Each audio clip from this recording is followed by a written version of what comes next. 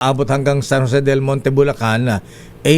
After San Jose del Monte, Bulacan, wala bang saan ba i-extend yan? Ano ba ang plano natin sa DOTR hanggang aabutin itong MRT-7? Meron bang MRT-8? Meron bang ano bang susunod sa Bulacan? Ayan, naabot ba ng Pampanga, Tarlac yan? Ay sa atin naman po sa Pampanga, meron tayong North-South Commuter Railway naman po. Iba naman yun. Iba naman po yun, na ibang linya linya. ng tren. At ang ginagawa naman ng DOTR po ngayon, yung DOTR planning natin, ay talaga pong pinag-aaralan yung mga iba't ibang, sabi nating rail lines po. No? Nabanggit po nga minsan, meron tayong MRT4. Okay. Pero that is talagang, it has to be studied very well with the help of ADB, kasi ang maapektuhan naman talaga dyan yung trapiko dito sa Ortigas natin, napakakitid po yung kalsada dyan. Ito naman po ay east-west naman ang connection po nito. At hindi lang po dito sa Kalakang, Maynila po ang tinatarget natin pagdating sa ating mga riles.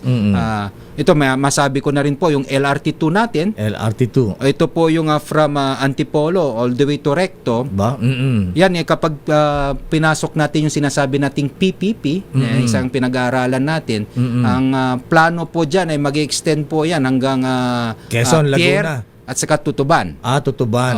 Yung NSCR kasi po natin, that's Pampanga, Clark, all the way naman sa Calamba, Laguna, that's 147 kilometers.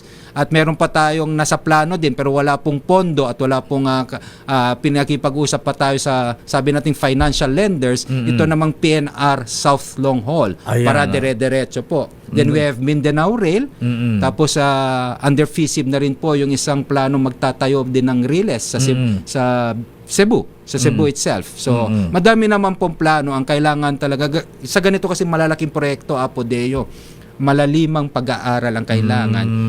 Mas lalo na po sa paglalagay ng pondo at kung sinong popondo sa ganito malalaking proyekto. Ayan.